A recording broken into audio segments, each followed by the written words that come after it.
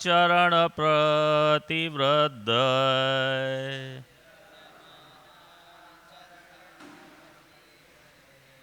कृत्सन गोदान्मुप्यदिनान्ते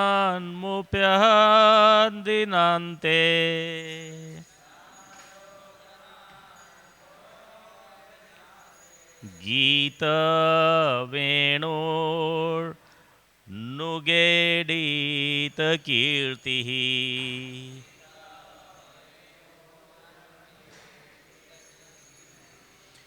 उत्सवं श्रम्रुचापि द्रशीना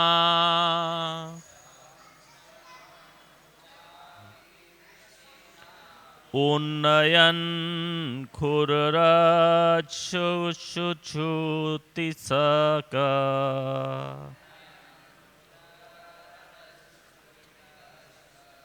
दित्स्येति सुहृदाशिष एष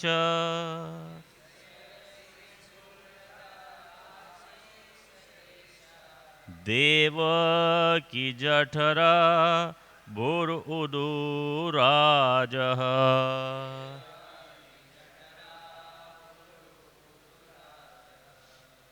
Go ahead.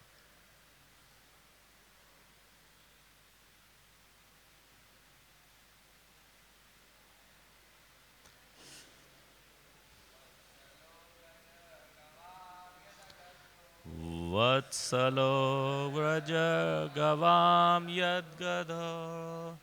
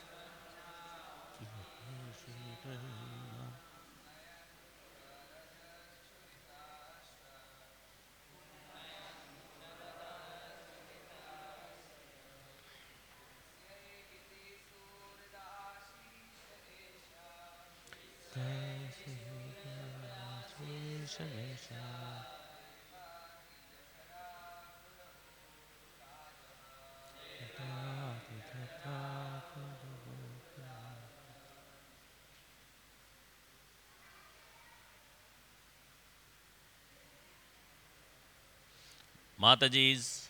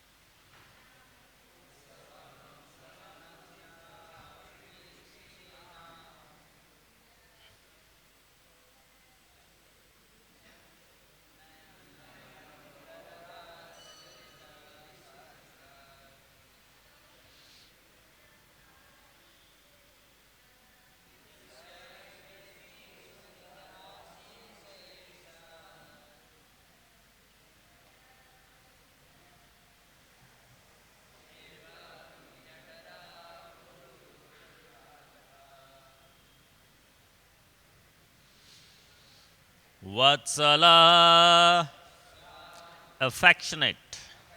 Vrajagavam, to the cows of Vraja. Yata, because. Aga, of the mountain. Driha, the lifter. Vandyamana, being worshipped. Charana, his feet. Pathi, along the path. Vruddha, by the exalted demigods. Krishna, entire. Godhanam, the herd of cows. Upohya, collecting. Dina, of the day. Ante, at the end. Gita Venu, playing his flute. Anuga, by his companions. Idita, praised. Kirti, his glories. Utsavam, a festival. Shram, of fatigue. Rucha, by the coloring. Api, even. Drishinam, for the eyes. Unnayan, raising. Kura, from the hooves of the cows. Raja, with the dust. Churita, powdered. Sraka, his garland.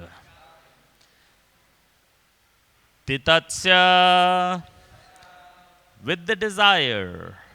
Eti, he's coming. Suhrat, to his friends. Ashisha, their desire. Esha, this. Devaki, of Mother Yashoda. Jatara, from the womb. Buha, born. Uduraja, moon. Translation by His Divine Grace, A.C. Bhaktivedanta Swami Srila Prabhupada. Srila Prabhupada ki. Out of great affection for the cows of Vraja, Krishna became the lifter of the Govardhan hill. At the end of the day, having rounded up all his own cows, he plays a song on his flute. While exalted demigods standing along the path worship his lotus feet, and the cowherd boys accompanying him chant his glories. His garland is powdered by the dust raised by the cow's hooves, and this beauty, enhanced by his fatigue, creates an ecstatic festival for everyone's eyes. Eager to fulfill his friend's desires, Krishna is the moon arisen from the womb of Mother Yashoda. Please repeat. Out of great affection for the cows of Raja, Krishna became the lifter of the Govardhan hill. At the end of the day, having rounded up all his cows, he plays a song on his flute. While exalted demigods standing along the path worship his lotus feet, and the cowherd boys accompanying him chant his glories. His garland is powdered by the dust raised by the cow's hooves, and his beauty, enhanced by his fatigue, creates an ecstatic festival of everyone's eyes. Eager to fulfill his friend's desires, Krishna is the moon arisen from the womb of Mother Yashoda. Purport by His Divine Grace, A.C. Bhaktivedanta Swami Srila Prabhupada. Srila Prabhupada ki. According to the Acharyas, at this point, the gopis climbed into the watchtowers of Vrindavan's houses so they could see Krishna as soon as possible, as soon as he returned home. Mother Yashoda was very anxious for her son to come back, and therefore she had the tallest of the beautiful young gopis climb up to see when he would arrive. It is implied here that Krishna is somewhat delayed on the way home because his lotus feet were being worshipped by the great demigods along the path. Om Agyantimirandasya Jnananjana Shalakaya Chakshurunmilitam Yena Tasmai Shri Gurave Namaha Shri Chaitanya Manobishtam Sthapitam Yena Bhutale Swayam Rupa Kadamayam Dadati Swapadantikam. He Krishna Karuna Sindhu Dina Bandho Jagatpate Gopesha Gopika Kanta Radha Kanta Namostute Tapta Kanchana Gaurangi Radhe Vrindavaneshwari Vrishabhanu Sute Devi Pranamami Hari Priye.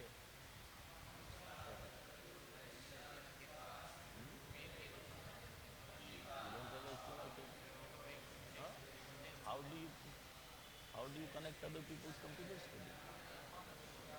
Oh, I'm sorry. Can you do me?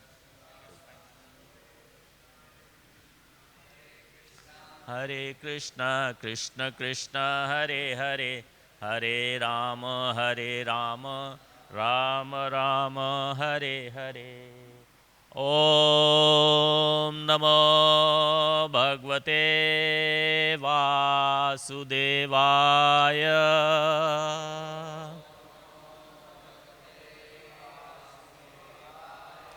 Om Namo Bhagavate Vasudevaya.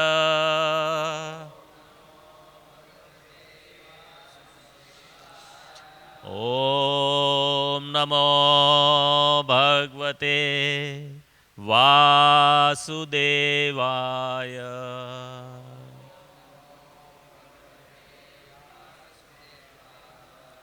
So here in the translation it is explained, out of great affection of the cows of Vraja, Krishna became the lifter of the Govardhan hill.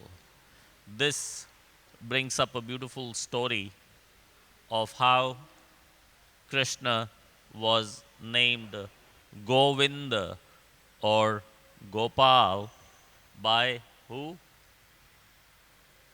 Who named Krishna Govinda or Gopal? Raise your hand. Huh? Indra or did Surbi? Same pastime. Indra came after the lifting of the Govardhan hill to offer obeisances to Krishna, and so did Surbi, because he did not want to come in front of Krishna after offending Krishna and get shot in the head. So he brought Surbi with him to kind of protect him from Krishna. So Lord Indra offered his obeisances and offered his apologies, and the gopis, Mata Surbi, offered her obeisances to Lord Krishna and said that for us, the cows You are our protector. The Brajvasis, they think that you protected them by lifting the Govardhan hill. Everywhere else it says Krishna protected the Brajvasis. But Surabhi says, it's not the Brajvasis, you protected us, the cows. Why she says you protected us, the cows, more than the Brajvasis? Because these are cowherd men.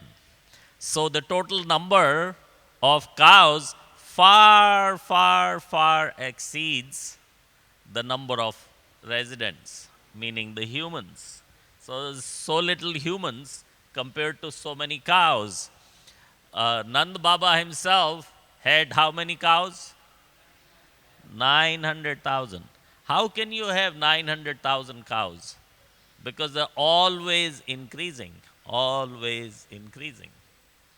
You start something with 3 cows, somebody starts a gaushala with 3, 4 cows, try to fill it up in the beginning, and you go there just a few years later, 4, 5 years, and those cows have multiplied into 10, 12. So many cows. So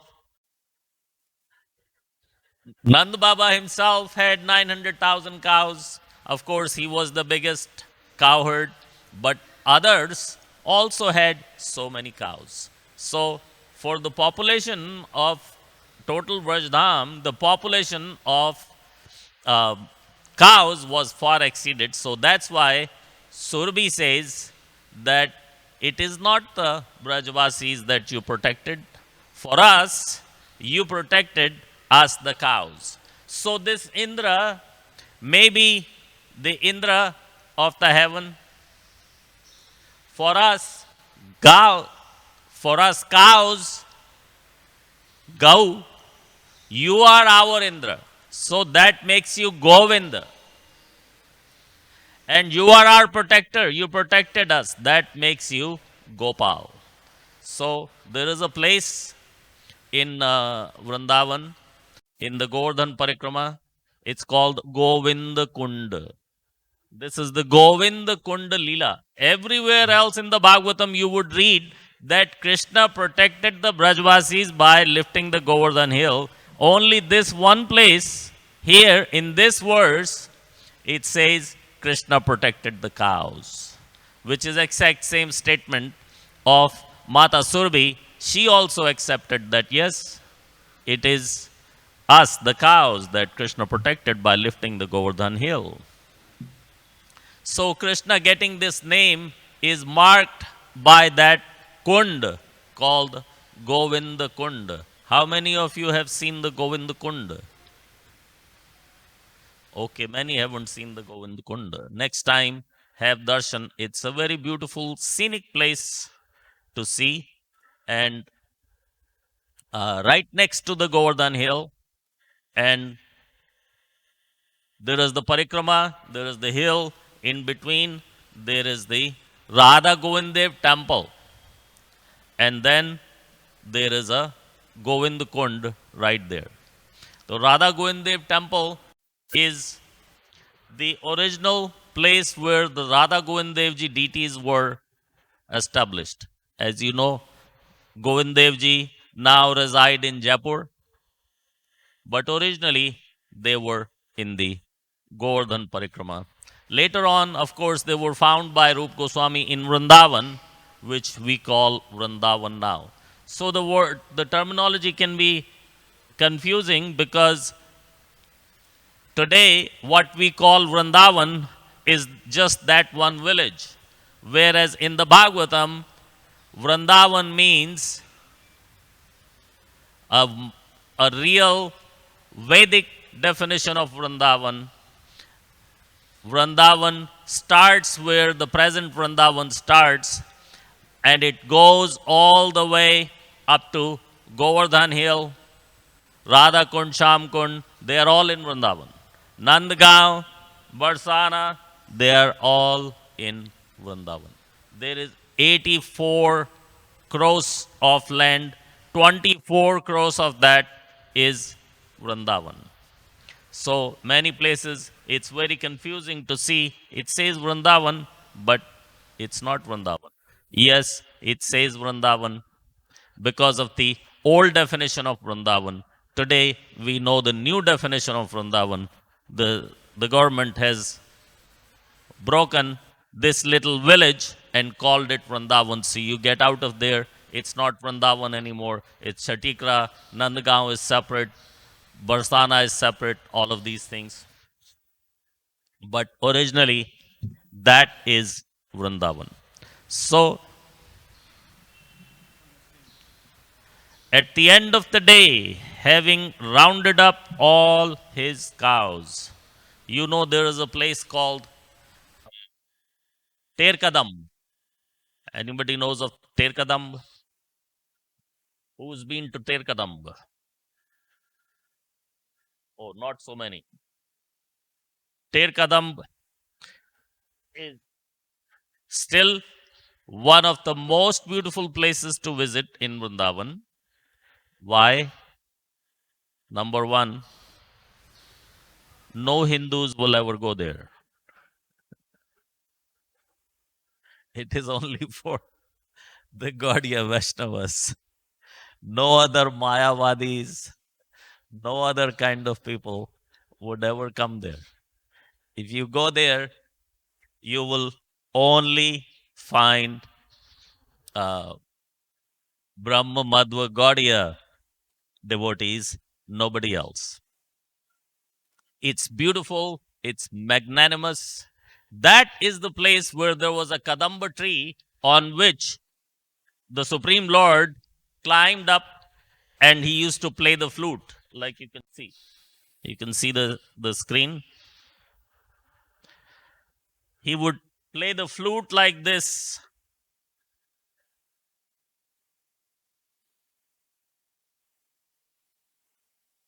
जरा कह दो प्रभु जी class ले रहे हैं. So Krishna would climb up the Ter Kadam and play the flute like this. And when he played the flute, the cows would all gather. It is an indication to the cows, it's time to go home. Let's go. Gather. Everybody get to one place. Like when you go to Vrindavan, somebody goes up to the bus and makes an announcement. Everybody from ISKCON Juhu, come to bus number 2. And you must go. So similarly, the cows are collected by Krishna, not by making an announcement into the PA system. He plays his flute and sweetly, very, very sweetly attracts the cows to come to him. So,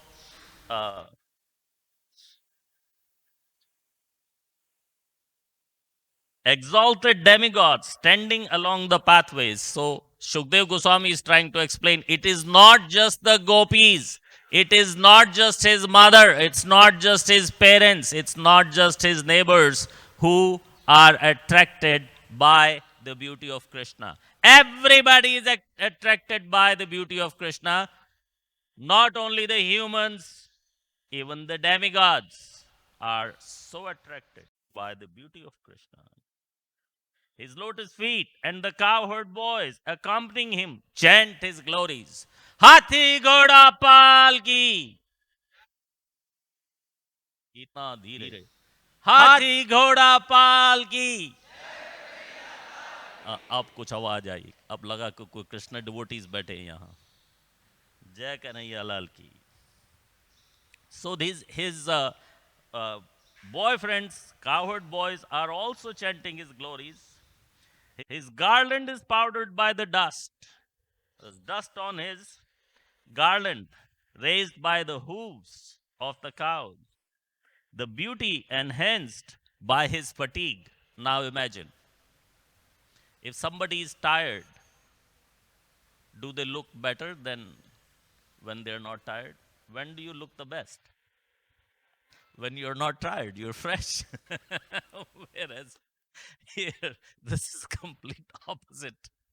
Shukdev Goswami is mentioning that Krishna's beauty is enhanced by his fatigue. Actually, if you can see this picture, this slide, and think that Krishna is fatigued, he's tired, it kind of matches, right? Does he look less beautiful?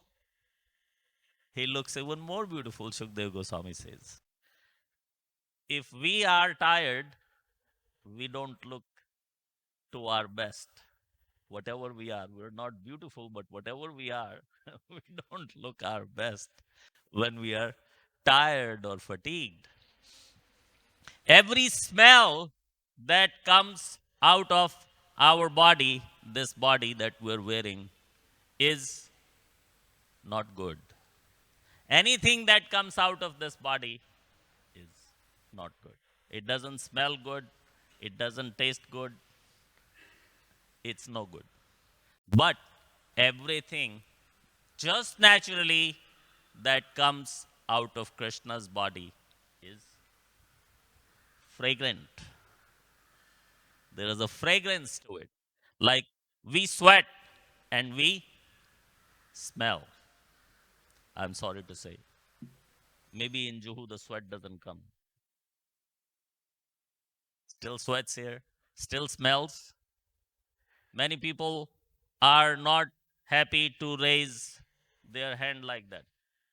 Like we were in Rameshwaram recently and chanting on the stage with Gopal Krishna Goswami Maharaj, and everybody would raise their hands, and he's right there next to me. And instead of raising both my hands, I just raise this one because if I raise this one, it's not safe. He's right there. I hope he's not hearing. But sorry.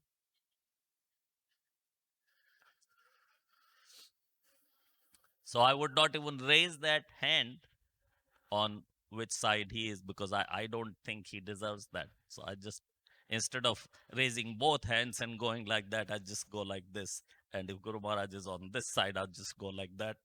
Hari bol, Hari bol. Next, beauty enhanced by his fatigue creates ecstatic festival of for everyone's eyes. So Shukdev Goswami is describing this whole scene. Krishna is going, playing his flutes. The cows are coming behind him. They're raising all this dust. The dust is going and sitting on his garlands. His uh, cowherd boys are there. They are singing his glories. And the Siddhas are there. The demigods are there. They're flowering. They are showering flowers on him and all that. And then he calls it, this is an ecstatic festival for everyone's eyes. Feast for the eyes, festival for the eyes. Eager to fulfill his friend's desires, Krishna is the moon arisen from the womb of Mother Yashoda. You notice the Sanskrit says Devaki, and the translation of Devaki is given by Srila Prabhupada as Yashoda. And here it talks about the womb. Was Krishna born out of Yashoda's womb or Devaki's? Yashoda's womb? Really? I read the wrong Krishna book. Krishna was born out of Devaki's womb or Yashoda's?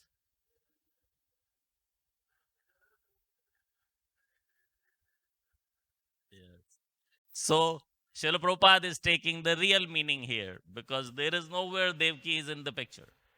Although he was born from the womb of Devaki, but Devaki is nowhere in the pictures using Mother Yashoda because Mother Yashoda, जरा कह दो class ले रहे हैं. Oh, is that one ringing? Just just ignore it. Krishna is the moon arisen from womb of Mother Yashoda to fulfill the desires of his friends. Krishna is so eager. Whatever his friends want, you want this? Okay. One day they said, we want to have the fruit from the talwan. So, oh yeah, let's go. Going to Talwan, even the demigods would not dare to Talwan. But Krishna says, okay, let's go. So in this chapter, um, there are different, this chapter is like a, there is no storyline to it. There is no real pastime. It's just scenes, it's statements made by the gopis. Gopis are making different statements in different parts of Vrindavan at different times, describing the beauty of Krishna and his caravan. And this chapter is a collection of those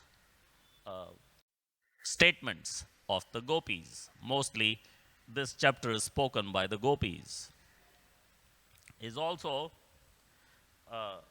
long, long verses. As you know, that the Bhagavatam contains how many verses? 18,000.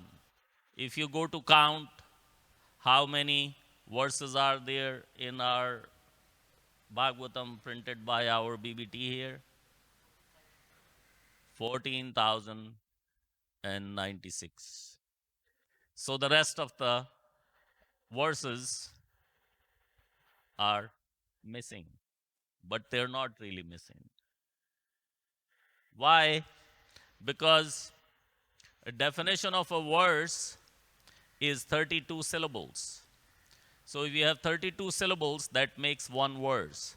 So if we take all the syllables of the Bhagavatam and divide them with 32, we will get 18,000 verses.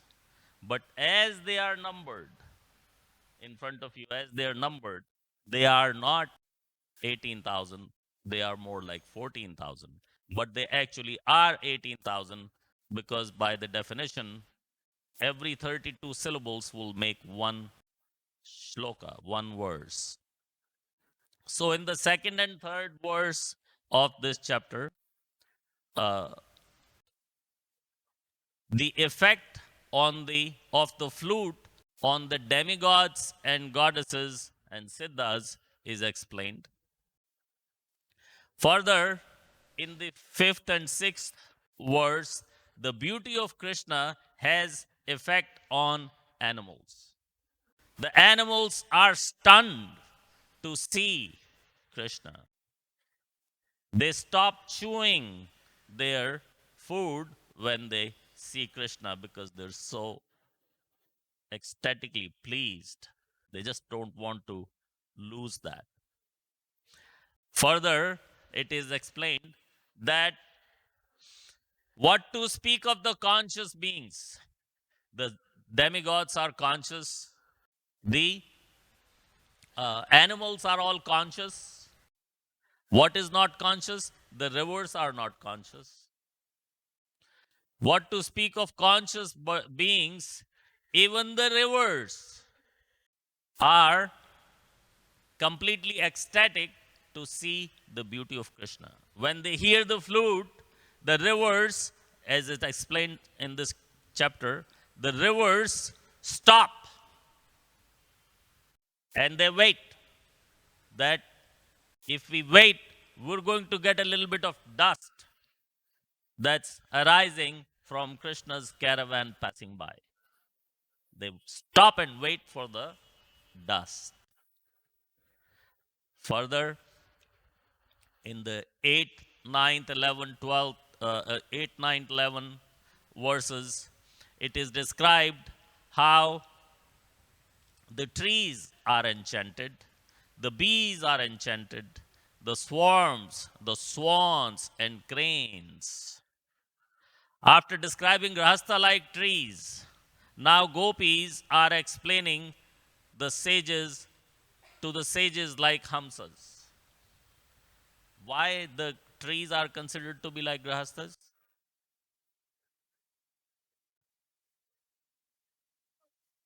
Sorry, did you raise your hand?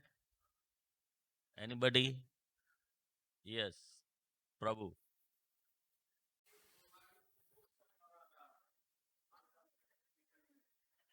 Because the trees provides the food to everyone is why Prabhuji is saying is grahastha like mentality. Yes. Anybody else? Any more?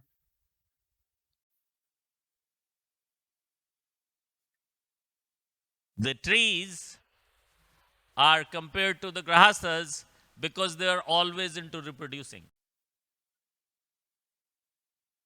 This world will not go on if everybody became a brahmachari.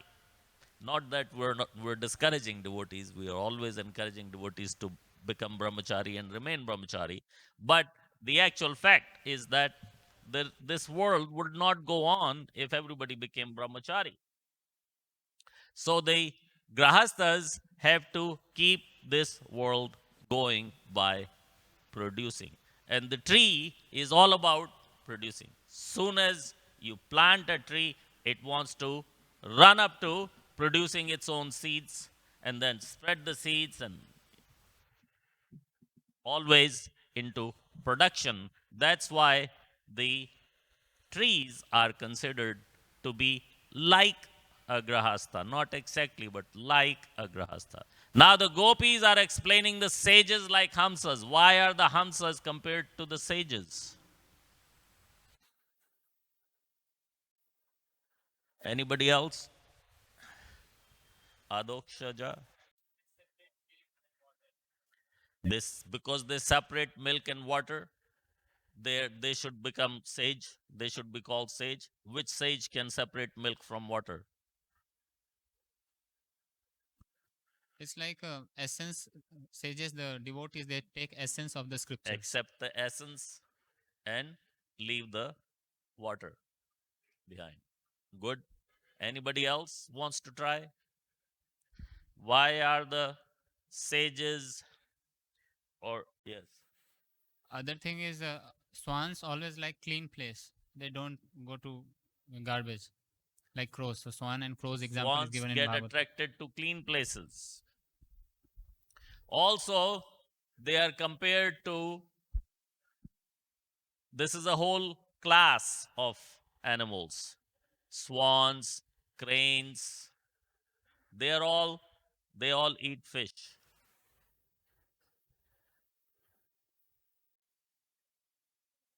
And they are all meditators. They sit quietly like a sage in one place, sometimes even lift one leg so the fish doesn't find out that there's a crane waiting for me here.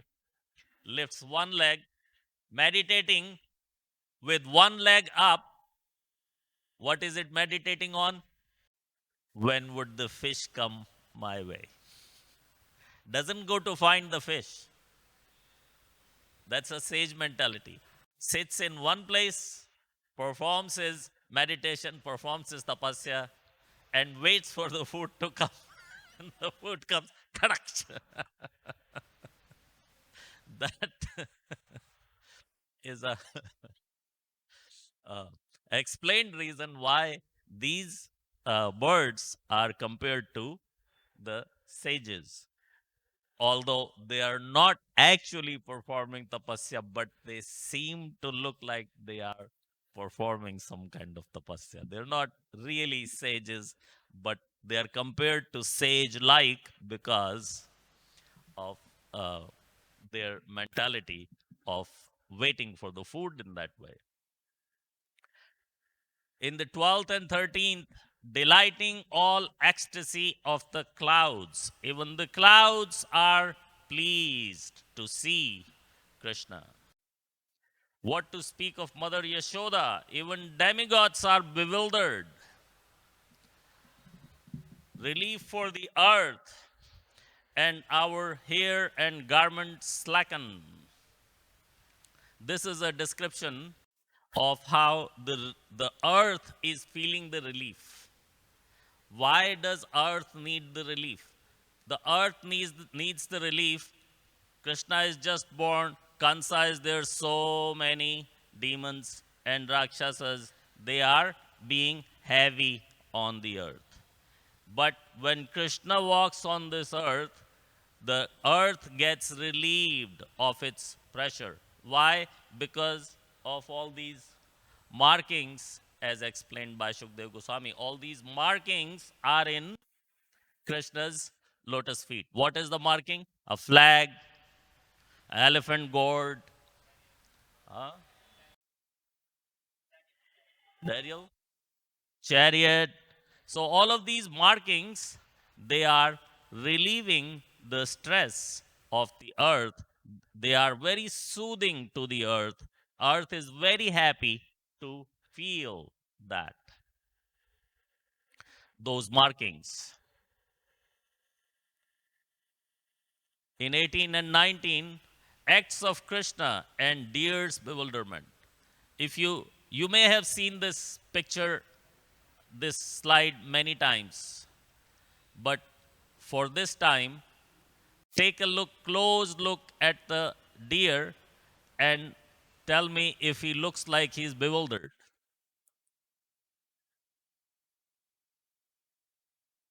Does he look like he's bewildered? He's curious. He's very curious. He's not just looking, he is very curiously looking at Krishna. He's trying to understand where is this most beautiful sound coming from.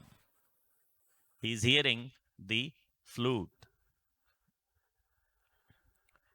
Pacifying Yashoda Maya. Your son, your dear son, wears jasmine garland, playing in the company of cows and cowherd boys. Gentle breeze, soothing fragrances of sandalwood honored him. Upadevas sing and give gifts to the Lord, honoring Mother Yashoda.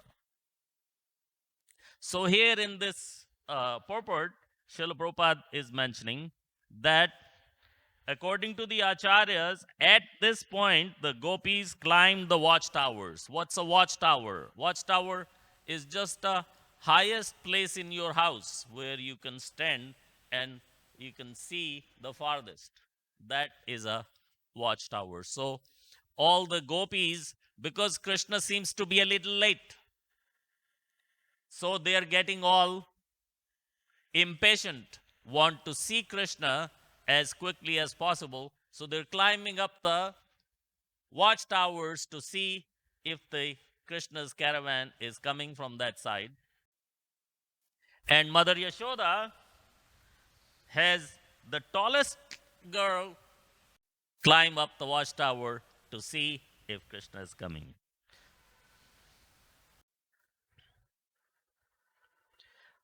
Mother Yashoda is very anxious for her son to come back, and therefore she has the tallest of the beautiful young gopis climb up to see when he would arrive. It is implied here that Krishna is somewhat delayed on the way home because his lotus feet were being worshipped by the great demigods along the path.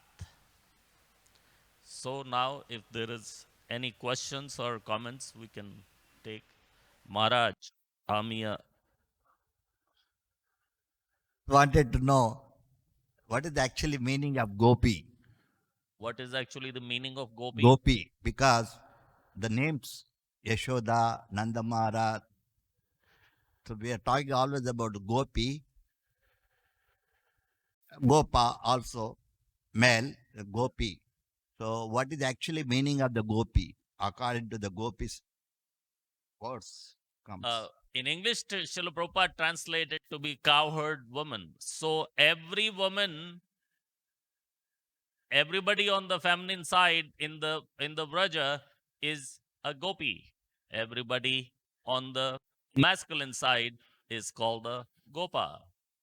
So everybody is a gopi. All women are gopis. All Brajavasis who are feminine are referred to as gopis. They could be the uh, uh, the age of great grandmother of Krishna is a gopi. A, age of the mother of Krishna is still referred to as gopi, and same age as Krishna still referred to as gopis. But if they have not reached puberty yet, they are referred to as manjaris. The actual meaning, I just wanted to know the meaning. Well, I don't know what the meaning is. I'm trying to give you what Srila Prabhupada has translated that word as. Srila Prabhupada translates gopi as a cowherd girl. That's all I know. That the gopis can be. Srila Prabhupada translated gopis to be cowherd girl. Hare Krishna. Sri Vishwanath Chakravarti Thakur writes about Gopi. Gopayati iti Gopi, in one whose heart Krishna is secretly staying. That is one meaning of Gopi. Yes. Another meaning is one who is protected by Krishna all the time. She or he is Gopi. And Gobir Indriyer Krishna Rasam Piba. One who drinks Krishna's bhakti with all the senses is a Gopi. Thank you. The gopi word of cowherd girl is mentioned so many different places. And Srila Prabhupada has referred so many people with this word gopi. So sometimes Shukdev Goswami does not want to name Radharani. He just calls her Gopi. In the Damodarashtakam, there is word used Gopya, which is Gopi, and that Gopi stands for Mother Yashoda. So there are so many references of Gopi being translated as any cowherd girl, but we are glad to hear that that wonderful description as well. Yes. So Srila Prabhupada gives the definition Yeah. of gopi Yeah. in a lecture in 1968. Yes. Gopis means who are always constantly engaged in the service of the Lord. So that eternal relationship will be revealed. So we have to wait for that. Immediately, we cannot imitate serving gopis. Yes. So that refers to the gopis in the mood. That refers to gopi bhav. Who has the gopi bhav? You don't have to be born in Braja to be a gopi. You can have a gopi bhav living in Bombay, living in Juhu. You can be a gopi here. You don't have to be born in Braja. That is gopi by mood. This, what the reference we are in right now, the chapter we are in right now, that refers to gopis who are on the scene. So we're talking about those gopis that are on the scene. Anybody else? Any questions or comments?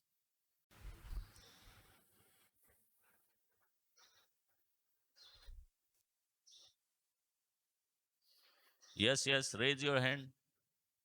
Hindi walas also.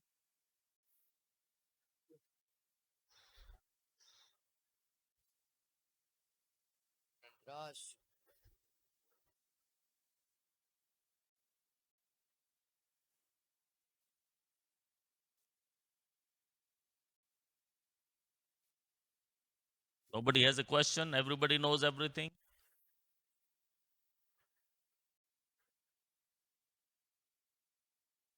Okay, if you don't have a question, then that's it. If you have a question, go for it now. Going once, going twice. Oh, yes, Prabhu. Please give Prabhuji a mic.